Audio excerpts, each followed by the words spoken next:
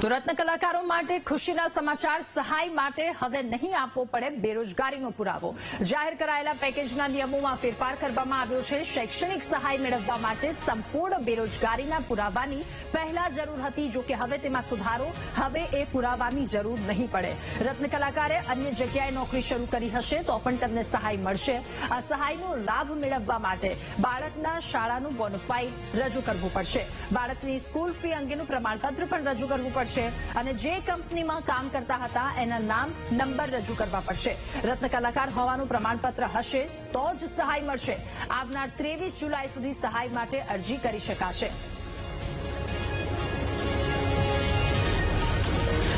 વધુ માહિતી મેળવીશું સંવાદદાતા ધ્રુવ આપણી સાથે લાઈવ જોડાયા છે આજ મુદ્દે ધ્રુવ રત્ન કલાકારો માટે આ એક રાહતના સમાચાર કહી શકાય કેટલાક નિયમોમાં બાંધછોડ કરવામાં આવી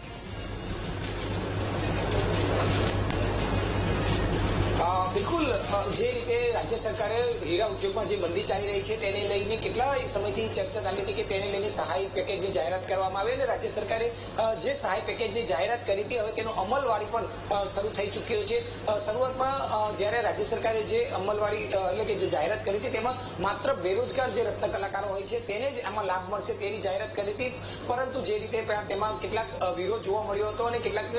ઇન્ડસ્ટ્રીયલ્સ અને રત્ન કલાકારોની પણ રજૂઆત હતી કે આ શક્ય થઈ શકે તેમ નથી તમામ જે બેરોજગાર રત્ન કલાકારો તેને શોધવા માટે તેને લઈ તેમાં પણ કેટલો ફેરફાર કરાયો છે અને મોટા રાહતના સમાચાર રત્ન કલાકારો માટે હાલ સામે આવ્યા છે જેમાં હવે રત્ન કલાકારોના જાહેર કરાયેલા સહાય પેકેજમાં નિયમોમાં ફેરફાર કરાયો છે અને હીરા ઉદ્યોગમાં મંદીને કારણે જે સરકારે રત્ન કલાકારોના બાળકને શિક્ષણ માટે જે પેકેજ જાહેર કરાયું હતું તેમાં હવે માત્ર બેરોજગાર નહીં હોય એકલા તેને પણ આ લાભ મળી શકશે તે પ્રકારનો નિર્ણય કરાયો છે જેમાં રત્ન કલાકારોએ હવે પોતાના બાળકની શૈક્ષણિક સહાય મેળવવા માટે સંપૂર્ણ બેરોજગારી હોવાનો પુરાવો રજૂ નહીં કરવો પડે તે પ્રકારની વાત હાલ કરવામાં આવી રહી છે ને તે પ્રકારના ફોર્મ જે છે તે પણ હવે કલેક્ટરની જે વેબસાઇટ છે અને જિલ્લા શિક્ષણ અધિકારીની અને રોજગાર વિભાગની જે વેબસાઇટ છે તેની પર રજૂ કરી દેવામાં આવ્યા છે આવનાર 31 માર્ચ 2024 પહેલા જે પણ ડાયમંડનું કામ જે રત્ન કલાકારોનું છૂટી ગયું હોય અને ત્યારબાદ અન્ય જગ્યાએ જો જોડાયા હોય તો તેઓ હાલ આ સહાયનો લાભ લઈ શકે તે પ્રકારની જાહેરાત કરવામાં આવી છે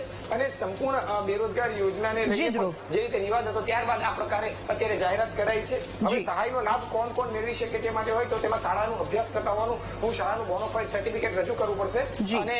તમામ જે ફોર્મ જે પ્રમાણપત્ર જે બાંયધરી પત્ર છે તે આપીને આ સહાય મેળવી શકે તેમ છે જી ધ્રુવ આભાર આપનો વિગતો સાથે જોડાવા બદલ